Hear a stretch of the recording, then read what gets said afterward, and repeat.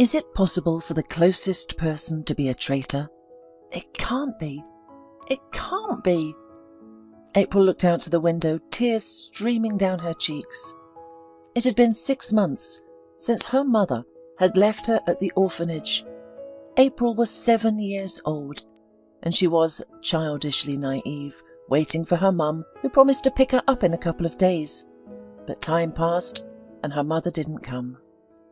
Maybe something happened to her, that's why she hasn't come. April looked for excuses.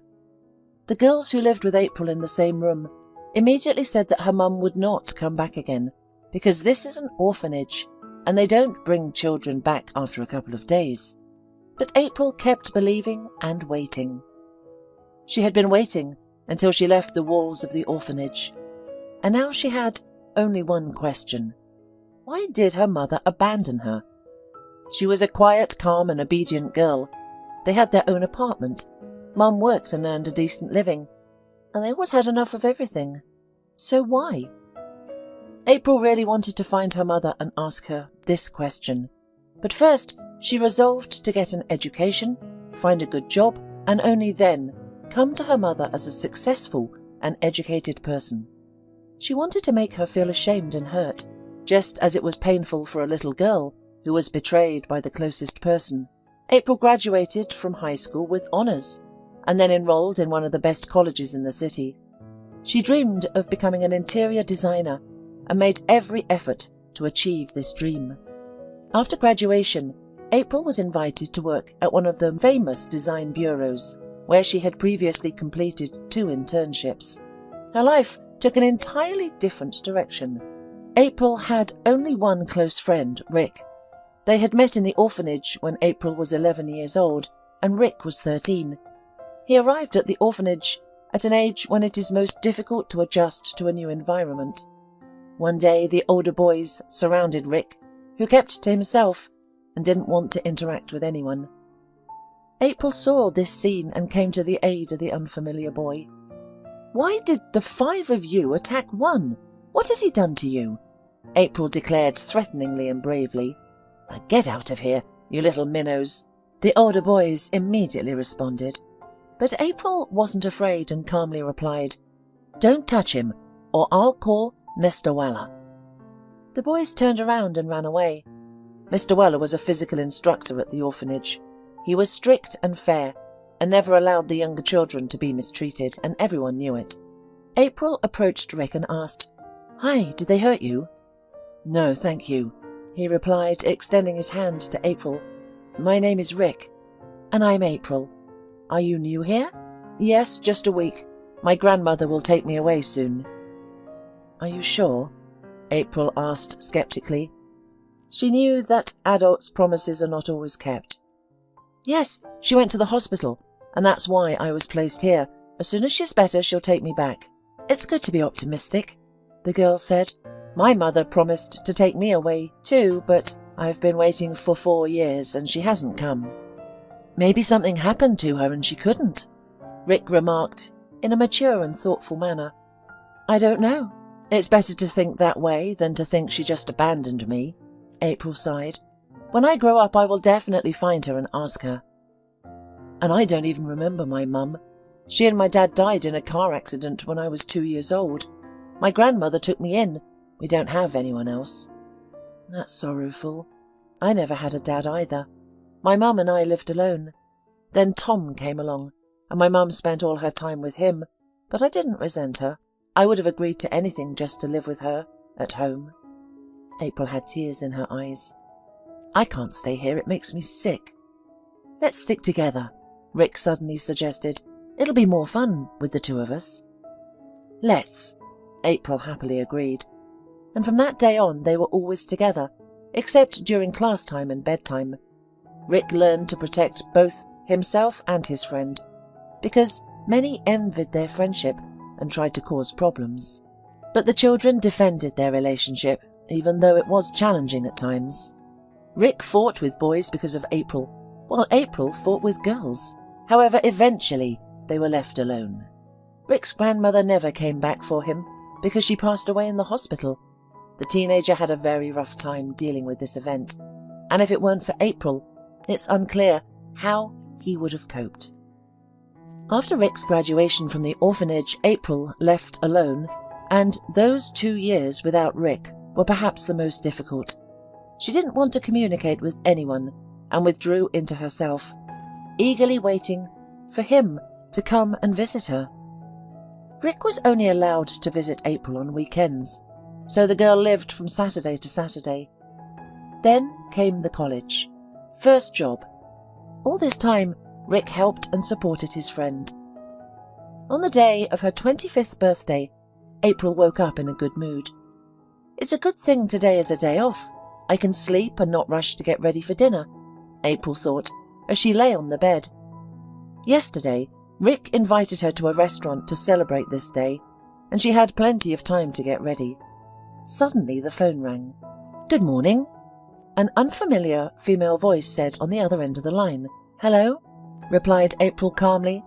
She wasn't intimidated by unknown numbers, as she could receive calls from clients whenever she wanted.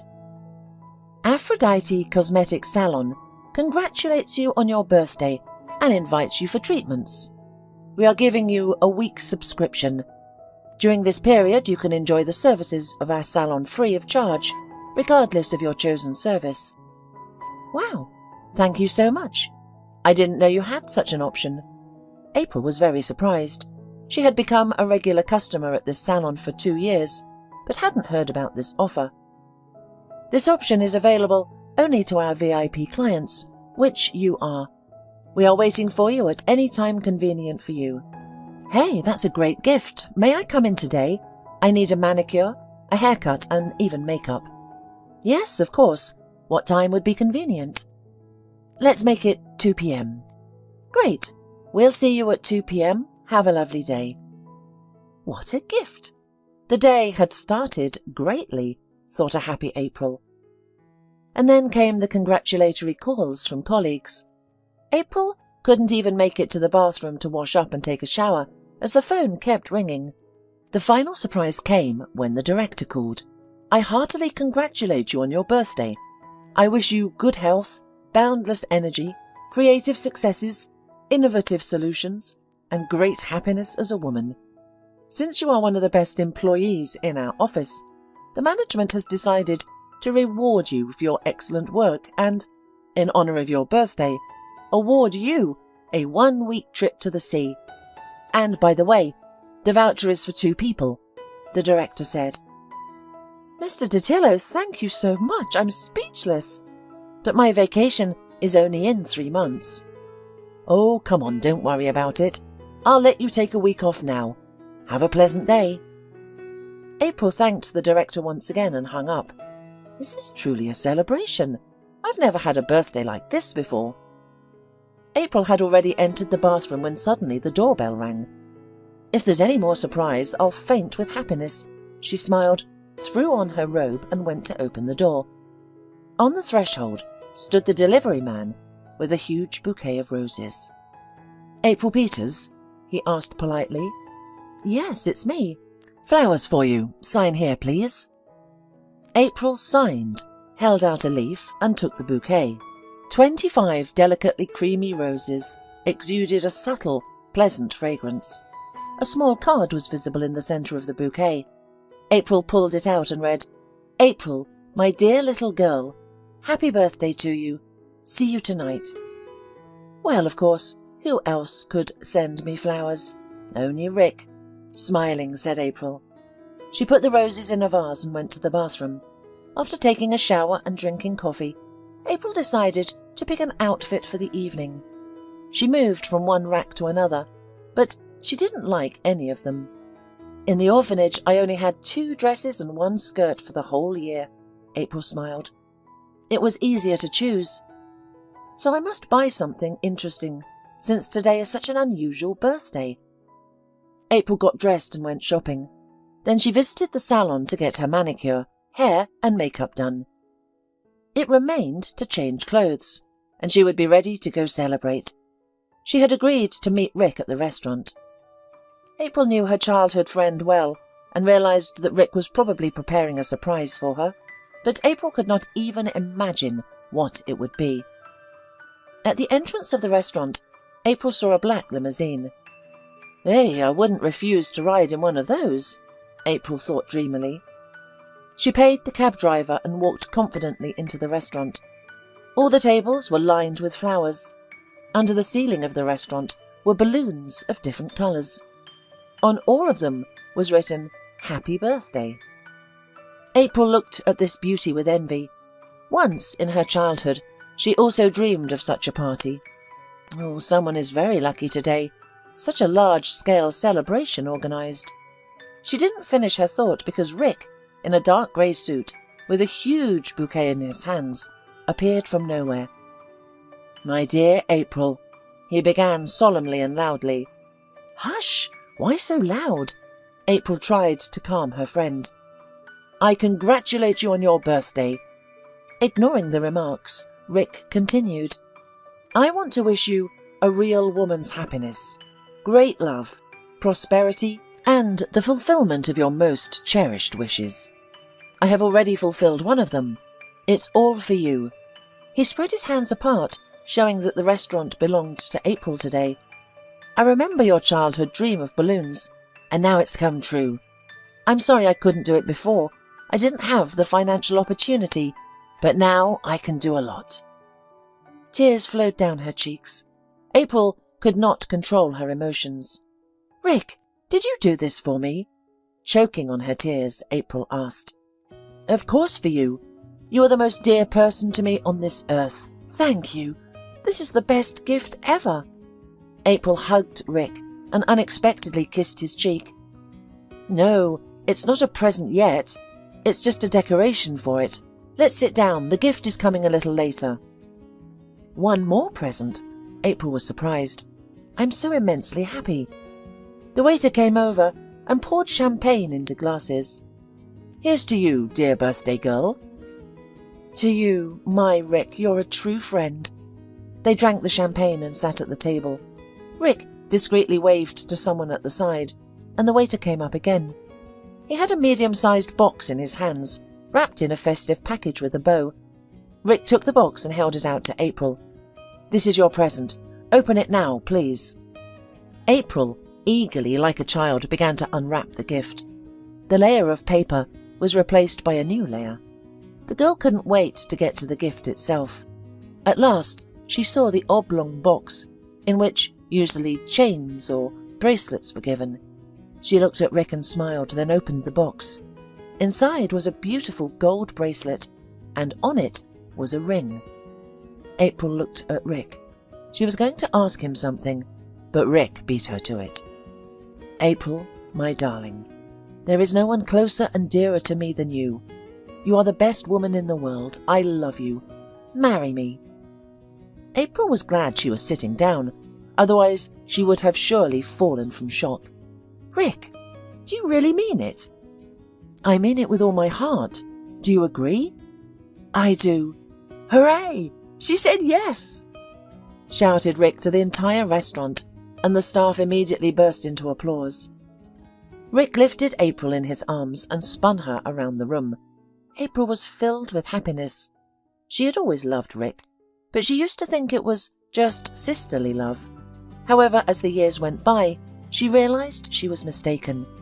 She was afraid to confess her feelings because Rick didn't show the signs of romantic interest, and she didn't want to ruin their friendship.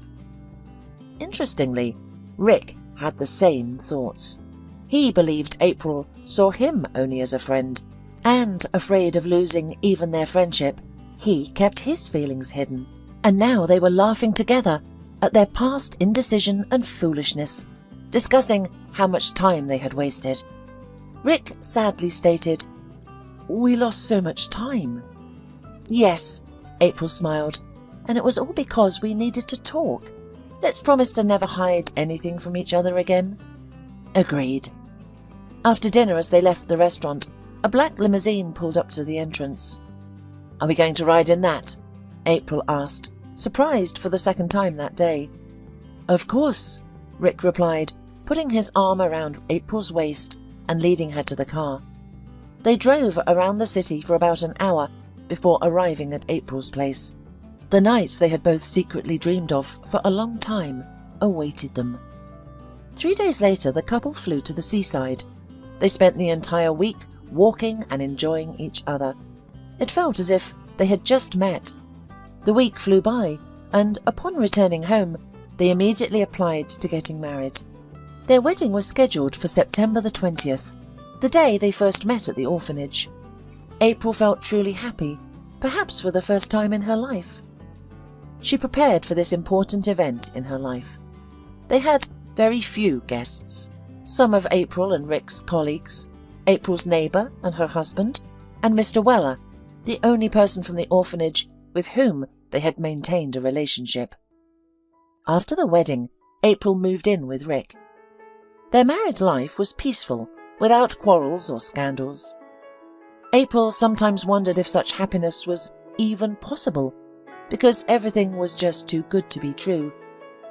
April and Rick had a dream of opening their own design bureau and working on projects from start to finish. So, finally, they took a risk and pursued their dream.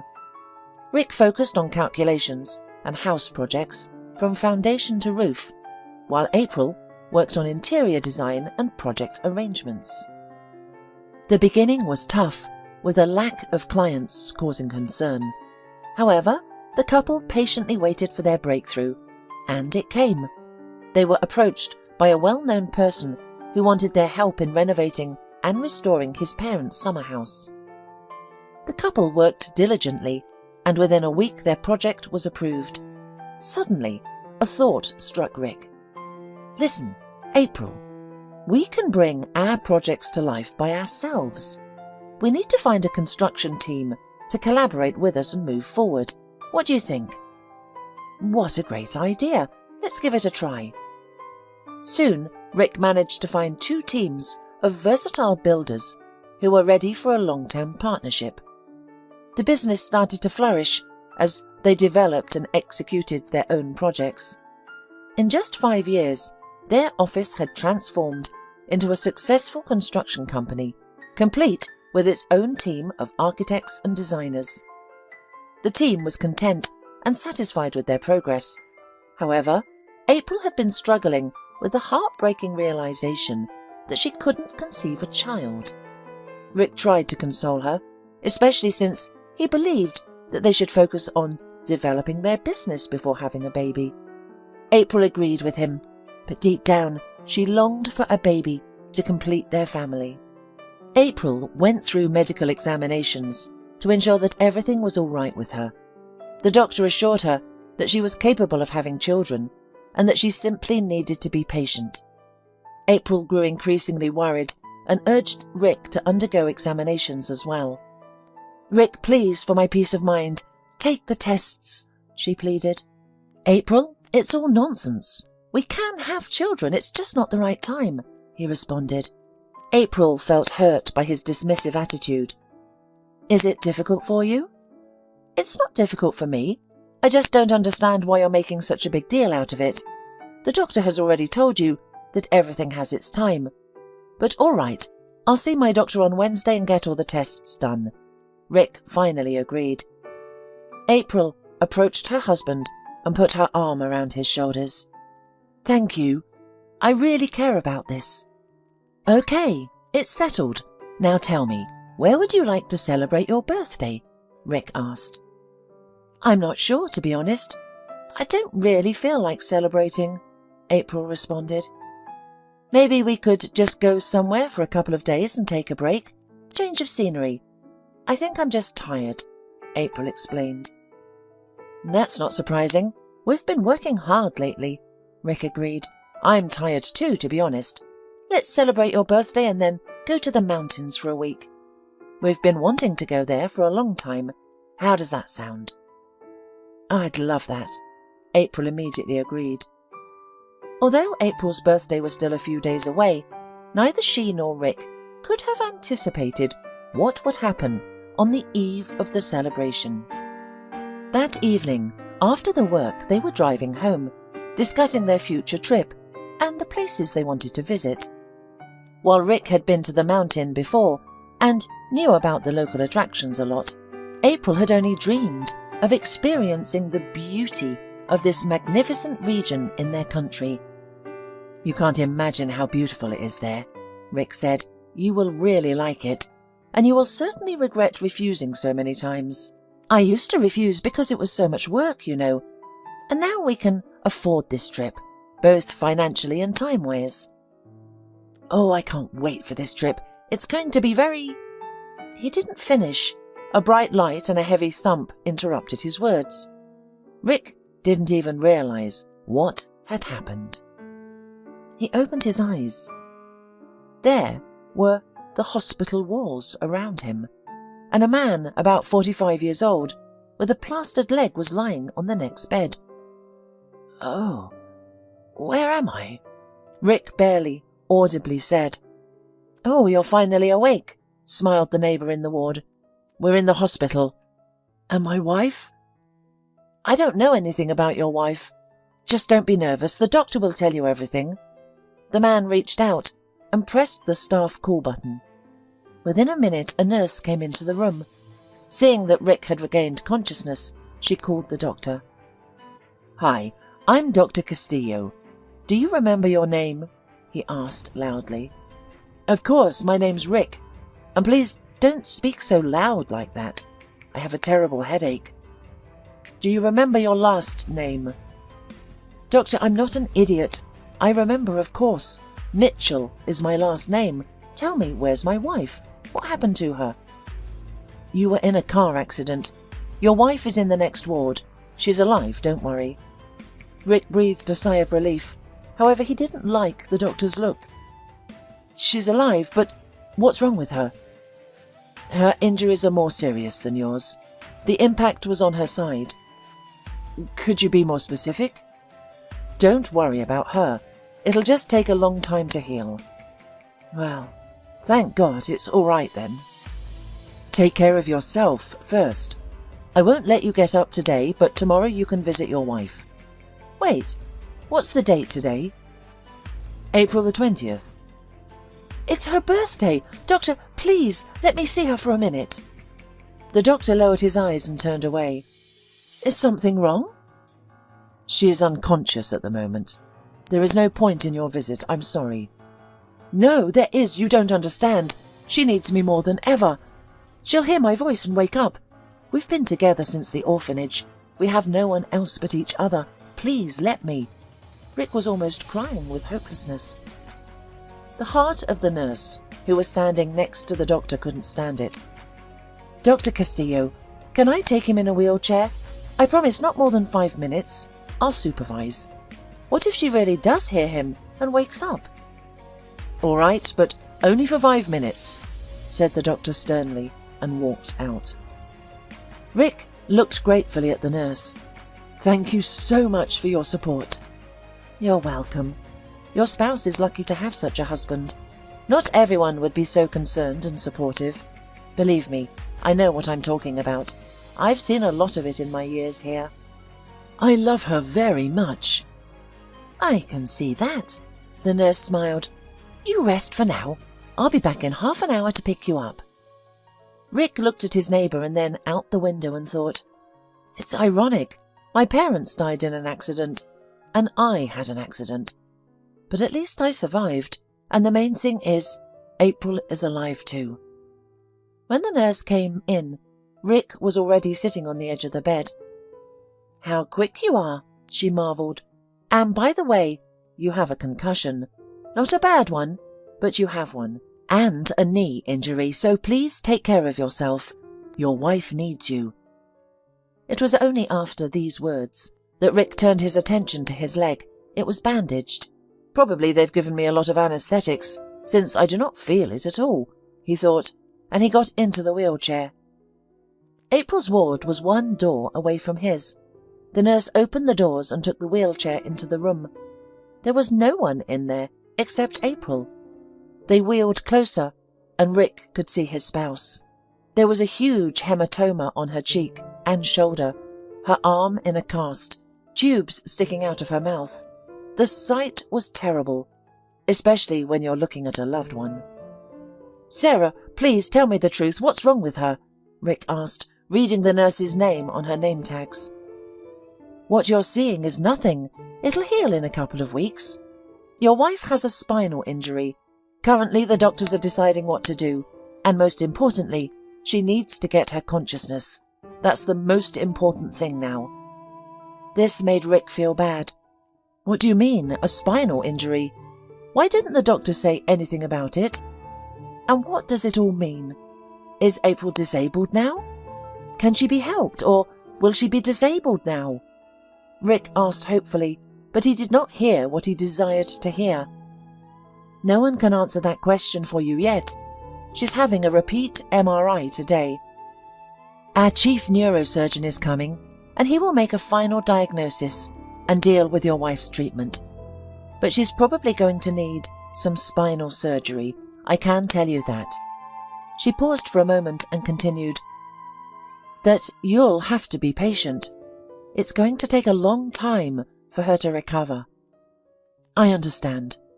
Thank you for being honest. The important thing is that she's alive, and we can handle the rest. God willing, Sarah said quietly. I'll leave you for 5 minutes, then I'll take you back. No moving around without me. Okay, thank you again. Sarah went out, and Rick remained sitting in the chair near April and tried to understand what to do now and what will happen next. He took his spouse's hand and started talking to her. April, my dear, happy birthday. Today is such a day. You must wake up, you must. I love you very much. I can't live without you. You know that very well. We'll get through this. Just wake up and tell me you love me. Everything else will be all right. He stopped talking and looked up. I hope so. Suddenly it seemed to him that April had squeezed his fingers. It was at that moment that Sarah walked in. Sarah, she squeezed my hand, Rick said excitedly. Are you sure? The nurse was surprised. You might have imagined it because you want it so badly. At that moment, they both heard a quiet sound that April made. Sarah quickly rushed out of the room. A minute later, there were already 3 doctors and 2 nurses in the room. Rick was taken back to his ward and asked to wait patiently. It was the longest half-hour of his life. It seemed to Rick that his heart was beating so loudly that he could hear it even in the corridor. Finally, Dr. Castillo came in. You were right, your presence has worked, and April came to her senses. But I'll tell you frankly, it's a very difficult situation. Rick tried to cope with the excitement, to ask the main question. Doctor, tell me honestly, will she walk? I don't know that, to be honest.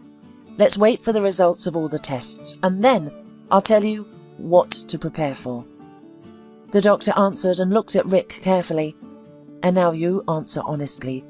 Are you willing to fight for her and with her? This is a very important point. I love my wife, and I will be with her, whatever verdict you give, Rick said confidently. I believe you. Your spouse is lucky. Dr. Castillo patted Rick on the shoulder. Hang in there, it won't be easy. The doctor went out and Rick was left alone with his thoughts. Difficulties had never frightened him, but now he was afraid of losing the nearest and dearest person. This fear stiffened his whole body. It rolled on and on. At one point it even seemed to Rick that he was suffocating. I have to pull myself together. Cannot have April see me in such a state. I need to show her that I believe in her. I believe that she will cope, and I will always be there for her. I should wait for the neurosurgeon's report first. Maybe it's not as scary as they say. But the reality was scarier than Rick's fantasies. In the evening, Sarah came into the room. The expression on her face was very tense. She stood near the door and looked at Rick. Speak, for God's sake, don't be silent. It's worse than that, he begged. I have some bad news. Your wife has paralysis of the lower limbs. The spinal cord is affected, pinched nerve endings in 6 places. She'll need a very complicated operation, but no one will give you any guarantees. She stopped talking and lowered her head. There is an extremely high probability that your spouse will never walk again. I'm sorry. If he had been hit on the head with something heavy, the effect would have been less than what he had heard. Tears flowed from Rick's eyes. He didn't even expect them. The last time he cried was at the orphanage, where he once again fought over April. But now it was so painful that he simply could not help but cry. The next day he was allowed to visit April. He gathered his thoughts to somehow cheer up his wife, but nothing worked. April always read Rick's mood through his eyes and facial expressions. The nurse brought Rick to April's room and left them alone. The woman looked at her husband with eyes full of tears. She already knew everything. "Hi, April." He started the words and stammered. "Hi," April said very quietly and turned away. Rick drove up to the bed and took his spouse's hand. "Honey, we're together. We'll definitely manage." He tried to cheer up his wife, but he himself did not really believe in his words. "Do you really think it can be fixed?" April questioned and looked at her husband intently. "Of course," almost confidently answered Rick. "You know, once long ago, I heard such a sarcastic joke. If a person wants to live, medicine is powerless." "You want to live, don't you? You're not going to leave me, are you?"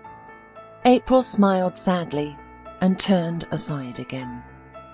"You know," she said somewhere to the ceiling, "it would be right for you to divorce me.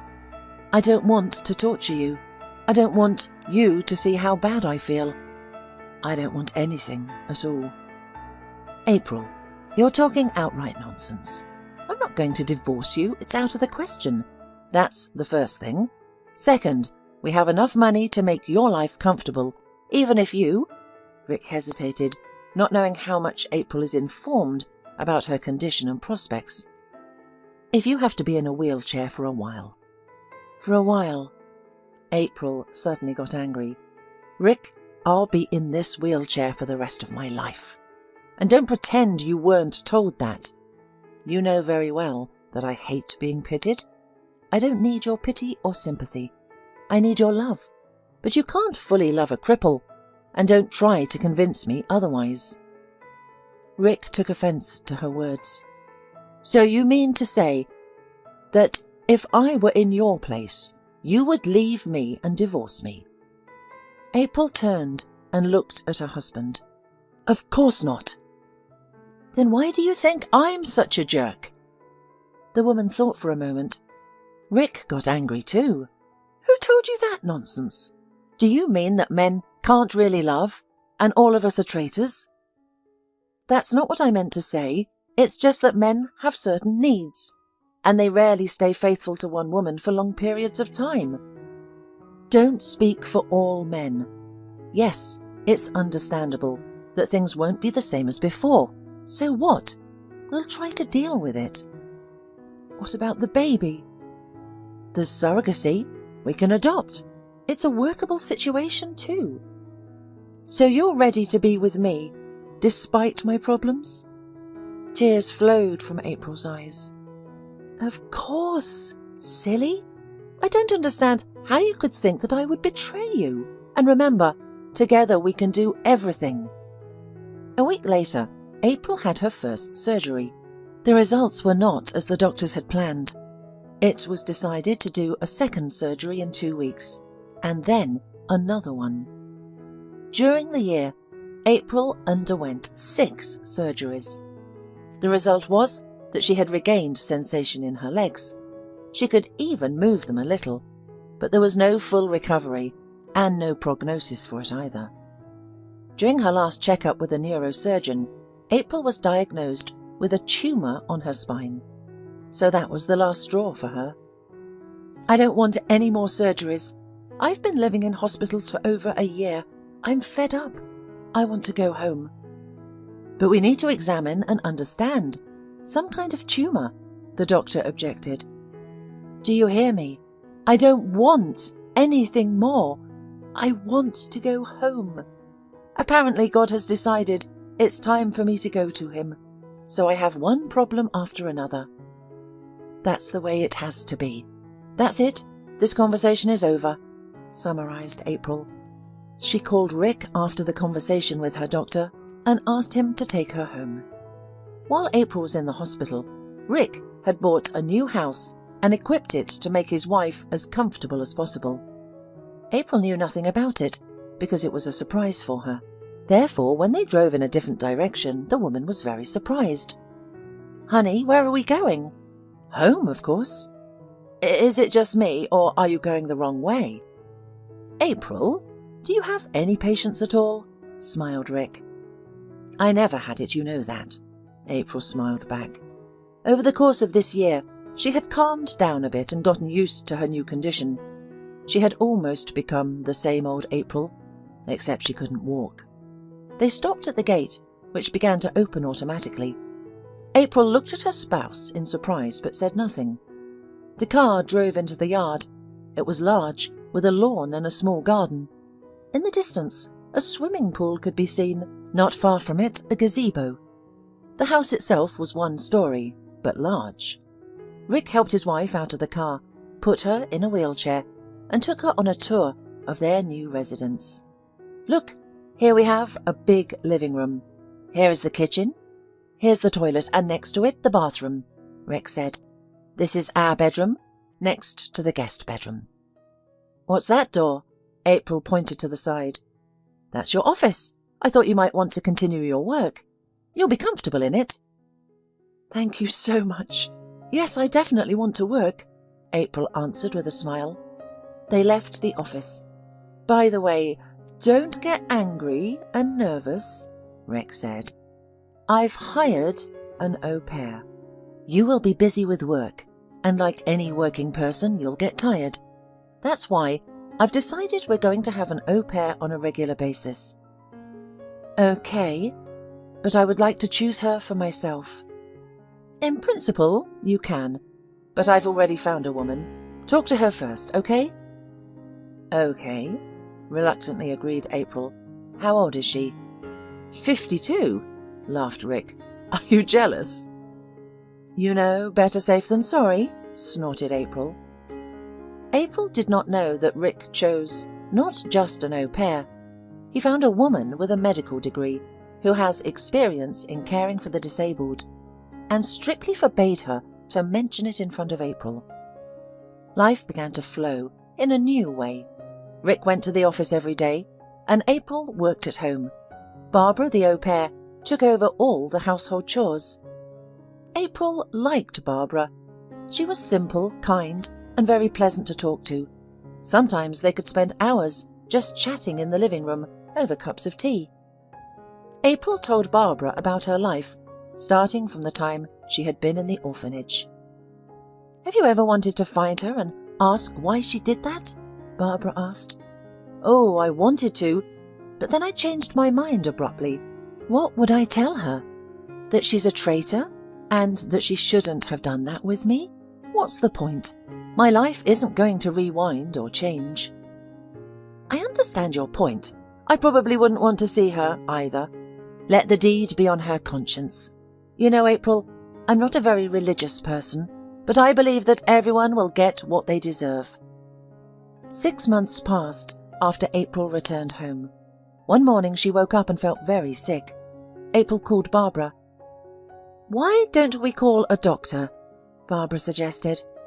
"What's the point? They've already done all they can do." "April, I'm sorry, but you were wrong not to have your tumour examined. Maybe it's benign, and you could have just had it removed." "Barbara, I'm tired of these surgeries, procedures and rehab. I want to live at home for however long I have left."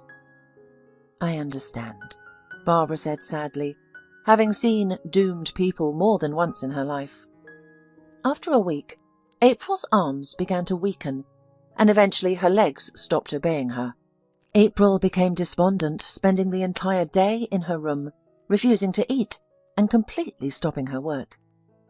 Rick couldn't bear to witness his wife's torment, and started to delay at work more often. Barbara looked at the young woman with pain, realizing that she needed to fight for herself, but any attempts to talk to April proved futile. One day, while returning from shopping, Barbara noticed a man in his 60s near the gate. He was trying to peek over the fence, making Barbara wary. This was an elite village, and strangers didn't walk around here. She looked at the man sternly and asked, "What do you need?" "Excuse me, do you live here?" the man inquired. "I work here. Who are you looking for?" Barbara responded. "I'm looking for April Peters. Does she live here?" Barbara was surprised. She knew that was April's maiden name. "Yes, she lives here. Why do you want to see her?" "Excuse me, have you been working for them for a long time? Could we talk? It won't take long, and I have no bad intentions." Barbara scrutinized the man from head to toe. He appeared intelligent and seemed unlikely to be a swindler. Intuitively, Barbara decided she could listen to him without any risks. "All right, let's go inside. The mistress is ill and she is relaxing now, so she won't come out." "Didn't you know about this?" "No." They walked into the kitchen. The man patiently waited as Barbara put away the groceries, maintaining silence. "Would you like some coffee?" "Yeah, I'd love some." Barbara brewed coffee for both of them and sat across from the man. "Well, what's so important and urgent that you want to tell me? By the way, what's your name?" "My name is Elliot." "Nice to meet you, Elliot. So, why do you want our April? She doesn't have time for guests right now." "To be frank, I'm her father," the guest revealed honestly and directly. Barbara nearly dropped her coffee cup from her hands. "Father? And where were you, father, when your daughter was in the orphanage? When she was suffering so much and needed a family? Where?" Wait, don't attack me. I only found out about her existence 2 months ago." "How is that possible?" "I'll tell you everything if you're patient, and then you can decide if it's my fault or not." "Okay, just keep your voice down, please." "I used to date April's mother years ago. I loved her deeply, but she chose another man. I didn't have the money she wanted, so she turned me down. I was devastated and decided to leave town to forget her as soon as possible. By chance, I ended up abroad, earned money, and returned to the country, but not to my hometown. Instead, I settled in the capital and got a job at a clinic. I didn't mention that I was a doctor, specializing in rehabilitation. With my extensive experience, especially from Europe, they hired me without question. Then 2 months ago, I received a call from my sister, who stayed in our hometown, informing me that Helen Peters, April's mother, was looking for me. I was very surprised, as we hadn't spoken since the day she drove me away. My sister tearfully asked me to get in touch with her. I took a vacation and went to see her. The man suddenly changed his expression, looking away from the window to hide the tears in his eyes before continuing. "She had cancer, she was dying, and she told me about our daughter. I was in shock, to be honest. But when she told me what she had done to our daughter, I was ready to punch her. I asked her, 'Why didn't you find me earlier and give the girl to me if you didn't want her?' And what did she say?" Barbara asked her question. "She said she didn't even think about it. But dying, she decided to repent to me. She told me which orphanage she brought April to and asked me to find her and tell her that she regretted her action and apologized for her broken life." The man paused again. "Though I honestly don't know how such a thing can be forgiven." "It's a sad story," Barbara agreed. "What are you going to do now? Tell April the truth?" "Of course, that's why I was looking for her. I have no guilt towards my daughter. I knew nothing of her existence. I think she is an adult and will realize this. Do you think she will be glad to see me?" "I don't know. Honestly, she doesn't want to see anyone at all right now." Barbara told Elliot everything she knew about what had happened. The man's face changed its expression a couple of times, and after the whole story, he asked, "May I see her?" "Elliot, I think April needs to be prepared somehow." At that moment, a call came from April's room. "Barbara, call a doctor. I don't feel well at all." And then Barbara decided to take advantage of the situation You know, I broke our agreement about not involving myself in your health. I'm sorry, but my brother is here now, and he's a rehab doctor. Might he see you first? I don't care. Call him. Barbara ran out and called Elliot, warning him not to introduce himself as her brother. Why? April's father didn't understand. Listen, if you want to help your daughter, then do what I tell you. Elliot entered April's room. He had not imagined his meeting with her like this, but now the situation was such that there was no choice. He went to the bed and looked at his only child, who was actually dying. The father's heart clenched with pain, but now he had to pull himself together and try to do something to help her. Tell me, where does it hurt? Everywhere. He began to examine April, identifying the trouble spots from her reactions. How long have you been like this? Just like this for about 2 weeks. I see. Can you move your arms? I can a little. Do it now, please. April moved her arms. Can you lift them? I'll try. April lifted her arms up but immediately dropped them helplessly to the bed. Your hands are numb, so you can't hold them up? Yes. What about your legs? Can you feel them at least a little? Was it like this right after the accident? Barbara tensed up, anticipating that April might question how he knew. Barbara decided to come to the aid of her brother. April, I'm sorry I told him everything. It's okay, Barbara. It's not a big secret. April turned to her father and answered, I didn't feel it at first. Then, after several operations, I even tried to walk with a walker. And then they found a tumour in my lumbar region, and my legs stopped working every day. Now I practically can't control them anymore. Elliot looked at Barbara in surprise, then at his daughter and asked, So you were able to walk after the operation? Did I get it right? Yes, that's right. With difficulty, slowly, but I could walk. May I see your back? Yes, of course. Barbara helped her to turn on her side, but Elliot asked her to lie on her stomach. He examined his daughter's back for about 20 minutes, pressing somewhere, checking sensitivity, examining the tumour on her lower back, and suddenly said, I can help you. You'll walk if you trust me and have patience. Barbara almost fell over in surprise. April turned sharply to her side and said, You see, you can do it yourself, without Barbara's help. Listen to me cautiously. You need a good course of chiropractic massage, special exercises, some medication, and a wagon load of patience. And I promise you, you will walk. I'm sorry, what's your name? Santa Claus? April sneered with obvious disdain. The doctors told me there's no chance of walking again, and practically no chance of survival either. Why are you mocking me with false hope? I wasn't mocking you in any way. I stand by my words. You can read reviews about me on the website of the clinic where I work, and to avoid baseless claims, I'll do something now, and you'll see what happens. Do you trust me? Let's do it, April defiantly replied. Elliot leaned over and pressed something under April's knee. She felt a jerk in her leg and burst into laughter. It tickles, she exclaimed, realizing that she hadn't felt a tickle in a long time. How did you do it? It doesn't matter.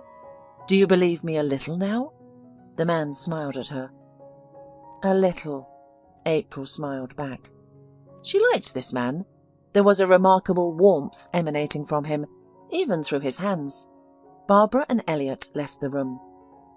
Did you tell her the truth? Barbara asked.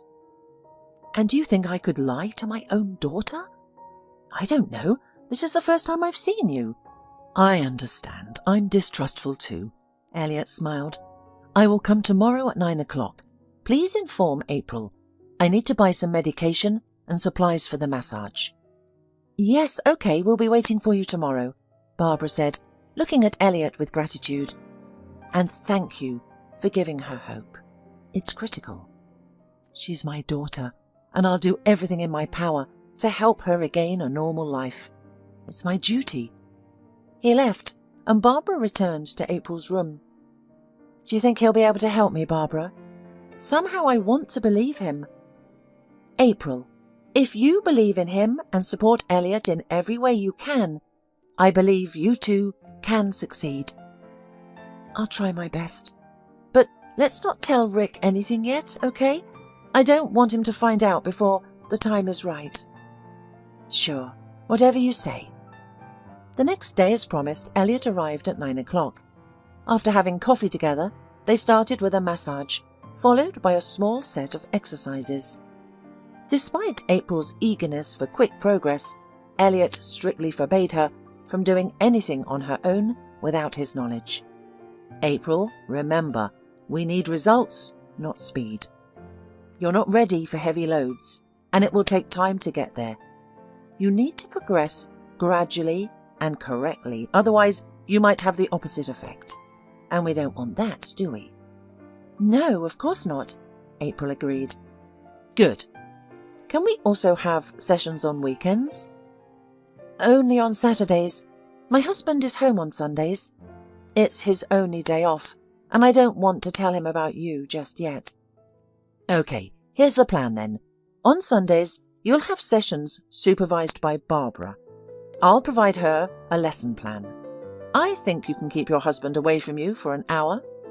"Yes, of course. He is usually exhausted on the weekends, so Sunday is when he catches up on his sleep for the week." "Great." They continued with massage and exercises with Elliot 6 days a week, and Sundays were for supervised exercises with Barbara. There were no visible results yet, but it had only been 2 weeks. April could see the strength gradually returning to her arms and legs, and her mood was improving. However, she was frustrated with her relationship with Rick. He was staying at work later and later, and today he even stayed overnight. April cried for half the night. She understood that he had commitments, but she couldn't help feeling sorry for herself. It seemed that his promise to be there for her was becoming untenable. Maybe he's dating another woman. The thought crept into April's mind, which made her very upset.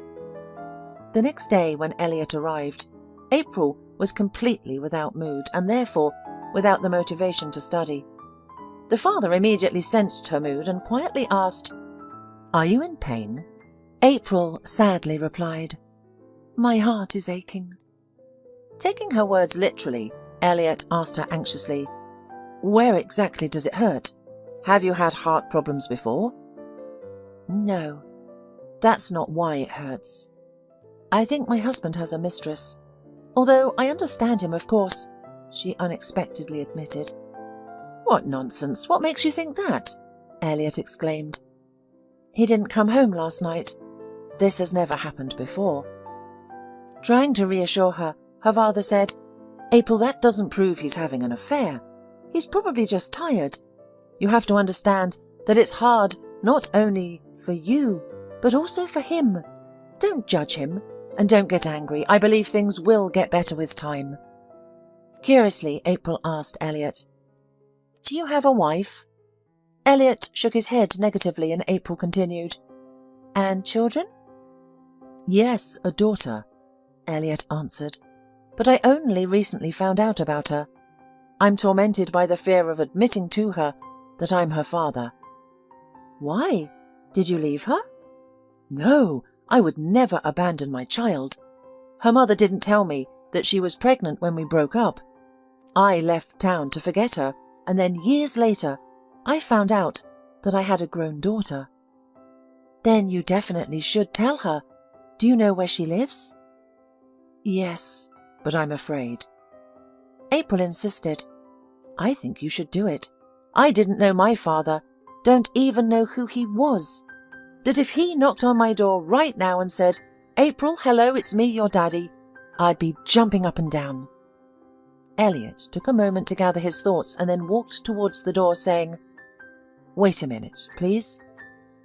With his heart pounding in his temples, Elliot walked out the door, thinking, "It seems that my blood pressure is now 200 over 150, but I must act. This is such a chance." He knocked confidently on the door, opened it and entered the room. "April, hi. I'm your daddy." April was stunned, looking at him. They stared at each other in silence, and didn't dare to break the silence. Elliot was waiting for any reaction from his daughter, while April couldn't believe what she was hearing. Tears streamed down her face as she asked, "Are you really my dad?" Elliot approached the bed, sat down in a chair and retold the story of his life. When he finished, April simply said, "You have no idea how glad I am that you were found. I wanted to find my mother, but then I changed my mind. But having such a wonderful father, I couldn't even dream of it." They continued talking for a long time, each sharing their life stories before this meeting. April proudly listened to her father's tales of success and accomplishments. Her father listened tearfully to the story of his daughter's life. They had so much to talk about, and no one interrupted them. After that day, April became even more obedient, diligently following her father's recommendations. Now she had no doubt that she would recover, because she was being treated by the best doctor, who was more interested in her recovery than all the other doctors combined. The sessions went on for a much longer time. Father and daughter couldn't get enough of each other. They even called each other in the evenings and had long conversations on the phone or through Skype. April was going to tell her husband, but she still never got the chance. Every day, by the time he came home, April was already asleep. Her classes had been exhausting, and she typically fell asleep around 10 o'clock in the evening. Her father believed that this was a good thing, as he considered sleep to be the best medicine for her body. It had been like that for almost a month. That day, Rick arrived at the house around 11 o'clock. He was sure that everyone was asleep, but upon entering the house, Rick overheard April talking to someone. "This is very strange. Why is she awake? And who could be visiting so late?" wondered Rick. He moved closer to the door and listened. "I am very grateful to you," April said to someone. "I don't know how I would have coped without you. You came into my life at such a good time." "Stop thanking me. I love you, and I'm doing everything possible to make you feel good," replied a male voice. "They're talking on video," Rick guessed. "What time will you come tomorrow?" April asked. "Tomorrow I need to buy something else for you. I'll be later. Maybe I'll arrive around 10 or 11:30. Now get some rest, it's late. Good night. I'm sending you a hug." "I love you. Good night," April calmly responded. These words sent a shiver down Rick's spine. "And I love you. See you tomorrow," replied the man's voice. Rick was furious. It turned out that his wife had met someone, most likely at the hospital, and was now having an affair behind his back. Maybe she was pretending to be sick so she wouldn't have to sleep with him. And even Barbara knew about it, while he was the only one who had been played for a fool. Rick walked over to the bar in the living room and poured himself some wine. He rarely drank, and when he did, it was only light drinks. His thoughts were jumbled in his head. He sincerely couldn't understand how his April could cheat on him, especially in her current condition. He poured himself a second glass, drank it in one gulp, and then went to the bedroom, where April was already sound asleep. Should I wake her up or not? Rick pondered, and looking at his wife more closely, he realized that something was amiss.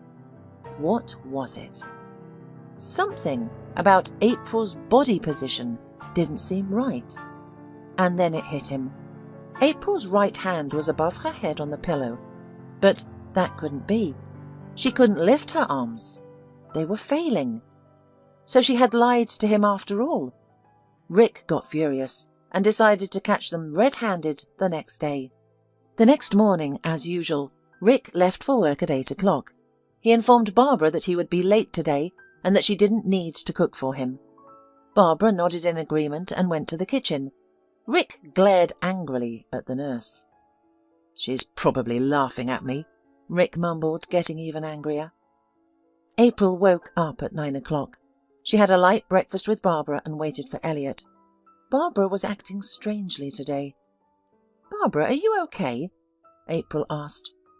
"Yes, everything is fine. Why do you ask?" Barbara blushed slightly. "I don't know. You seem different today." "You've imagined it," Barbara initially replied, but then she sat down on a chair and suddenly confessed, "April, you know, I like your father. Whenever I see him, I feel shy and nervous." "But that's great. What's wrong with that?" rejoiced April. "What if he has someone else? I don't want to interfere in someone else's family." "I'll find out." April winked and smiled. "Thank you very much, but don't give me away." Barbara got nervous. "Come on, how could you? It's women's solidarity." April smiled again. She was in a good mood. The result of the lessons with her father was visible. April could already stand on her feet and even take a few steps with the help of a walker. Yes, running is still far away and unlikely to be possible, but at least something. And her hands were almost no longer numb. Elliot walked into the living room, said hello to Barbara, hugged April, and took her into the room to massage. Barbara was making dinner and didn't even hear Rick come in. "Barbara, is April in her room?" She heard the owner's voice, and surprised, she dropped the plate on the floor. It shattered. "Oh, we haven't waited for you so early," Barbara said, the first thing that came to mind. "Can't I come home early?" "No, I was just surprised. Would you like some coffee?" she asked. "Are you kidding? You think I came home so you could make me coffee? Where is my wife? Is she in her room, or did she run out on a date already?" "Oh, what are you talking about? What date? April's home. But you've got it all wrong, apparently," Barbara said to Rick's actual back. But the man heard nothing. Anger and even rage seized him. He had always been accustomed to protecting his own, including April, since childhood. He tore the doorknob and saw a sight that made him feel terrible. Rick grabbed his rival by the shoulder, forcefully pulled him towards himself, and struck him in the face with his fist. Elliot was clearly unprepared for this and fell onto the bed from the blow. Rick wanted to pick him up and hit him again, but April shouted, "Don't touch my father!" It was as if a bucket of cold water had been poured over Rick's head. "Father? Where did he come from?" Rick asked, bombarding April with questions. "If you calm down, I'll explain everything to you now." It was only that Rick noticed that April herself was standing on the floor. "Are you walking?" "Just a little bit. If you don't keep beating my father, I'll walk more." "I don't understand anything," Rick barely whispered, realizing he had acted foolishly. "Dad, Barbara, have some coffee, please. I need to talk to my husband," April said. She leaned over to her father. "Are you okay?" "I'm fine. Teeth seem to be in place." Elliot smiled. "You didn't tell me your husband was so jealous." "I'm sorry. I didn't think it could happen myself." Elliot and Barbara left the room. April sat down on the edge of the bed and gestured for her husband to sit down beside her. She recounted the story of meeting her father from the first time he appeared in the house, that he was a doctor, and that he was helping April recover. "Why didn't you tell me about it right away?" Rick wondered. "I wanted to surprise you, first of all, and secondly, I wasn't sure what the outcome would be. I didn't want to give you false hope." "What if I had hit him harder? Did you think about that?" "How was I supposed to know what you had in mind?" "How did you even find out?" "Last night when I came in, I overheard you confessing your love to someone." Rick lowered his head. "And what was I supposed to think?" "And you immediately assumed I had a lover? In my condition? Are you serious?" "And you and I once agreed not to lie to each other and not to hide anything. I'm certainly wrong for hiding this news from you too, but I couldn't think you'd think I was cheating on you." "It doesn't matter what I thought. The important thing is that I was wrong." I'm sorry, please forgive me. I'm an idiot, but I have an excuse. I'm an idiot in love. You will forgive me, won't you? Sure. Only you have to apologise to Daddy too. Of course. What's your father's name? Elliot. OK, let's go apologise. Rick took his wife to the living room. Elliot and Barbara sat on the sofa and drank coffee. I'm sincerely apologising for being so rushed in my conclusions, Rick said to Elliot. I didn't mean for our acquaintance to happen this way, but I didn't know anything about you and couldn't even imagine that you could be April's father. Come on, it's all right. It will heal before the wedding, smiled the father-in-law. Before the wedding? Marvelled April. Before my wedding, of course. I have never been married, by the way, Elliot smiled. How interesting, April smiled enigmatically. I hope you will invite us. Of course, if Rick promises not to fight, said the father, and everyone laughed. Will you invite me? Asked Barbara sadly and quietly. Of course I'll invite you. Don't worry. Elliot smiled and changed the subject of the conversation. April, we haven't finished with you today yet. Yes, Daddy, of course. Now I'll see Rick off and then I'll go back to the room. And you finish your coffee. In the evening, she arrived to the kitchen where it smelled very delicious. Barbara, what are you cooking that is so magical? I'm just drooling. Barbara was standing with her back to the hostess. Without turning around, answered, Your favourite meat is baked. April heard Barbara's voice trembling. Barbara, turn to me, please, she asked. I'm sorry, I can't. Don't make me drive all the way across the kitchen to you. Barbara turned around and April saw that she was crying. Barbara, what's wrong? Don't you understand?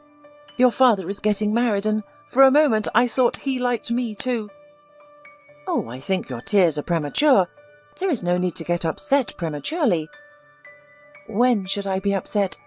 When he brings me an invitation? Barbara, everything will be fine. It seems to me that he was just joking about the wedding. April tried to reassure Barbara. It didn't seem that way to me. At that moment, the doorbell rang. Who could that be? Barbara wondered and went to open it. Elliot stood on the threshold with a huge bouquet of roses. Dear Barbara, in all the time I've known you, you've become really dear to me. I can't hide my feelings anymore. That's why I ask you to become my wife. He handed her the flowers and a small box with a ring. Barbara took the box and tears ran down her cheeks. The ring was very beautiful. Barbara took it out of the box and put it on her finger. Does that mean you agree? Elliot asked hesitantly. Sure, April answered with a happy smile, but I just have one favour to ask of you. Let's have the wedding when April can walk.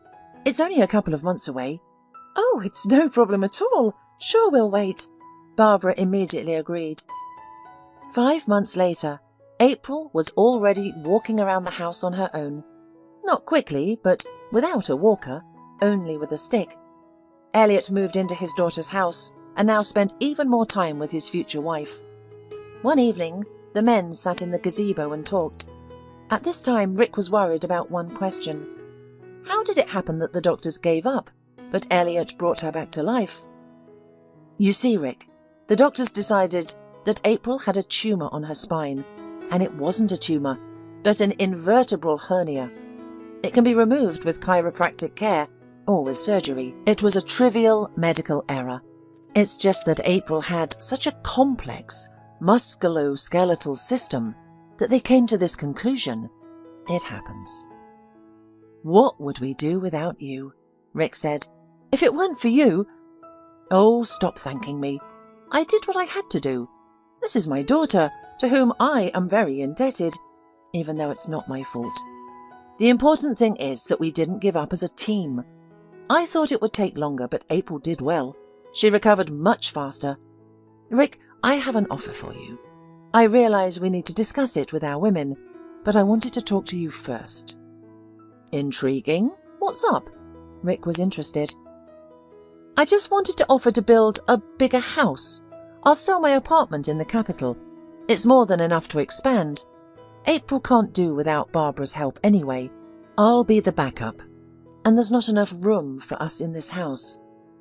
I don't mind. Let's just ask the women. The men went back into the house.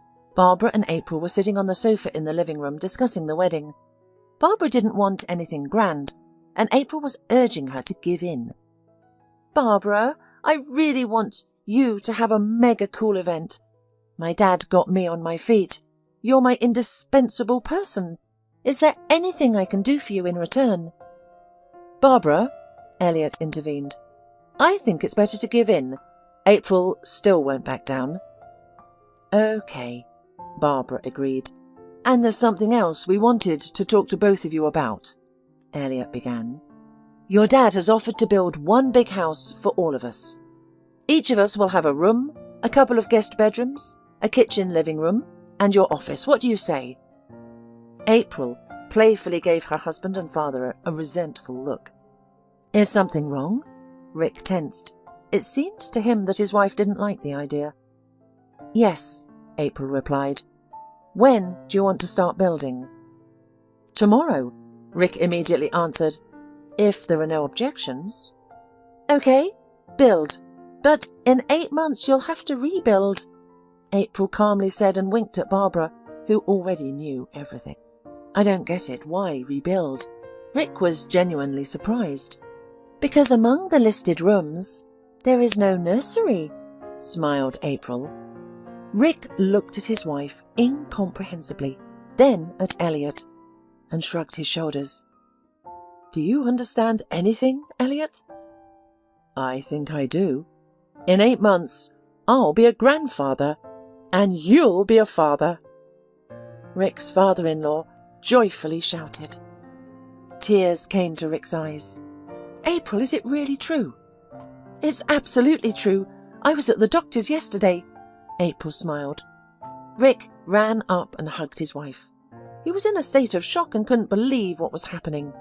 A year ago, it seemed to him that their happy family life was over and there would never be anything good again. But with the arrival of his father-in-law in their house, everything changed abruptly. A week later, Elliot and Barbara got married. They had their wedding in a small circle. Rick and April presented the newlyweds with a trip as a wedding gift. Barbara, who had never travelled abroad, almost fell off her chair. Why, it's so expensive, I'm embarrassed. Really? Rest. You still have a grandson or granddaughter to take care of, laughed Rick. While the newlyweds were away, April and Rick worked on a project for their big new house, but didn't start construction without the approval of Elliot and Barbara. When they returned, the project was approved and construction began. The house was finished just in time for the birth of the child. April gave birth to a daughter. They named her Hope, because hope had helped them survive everything that happened to them.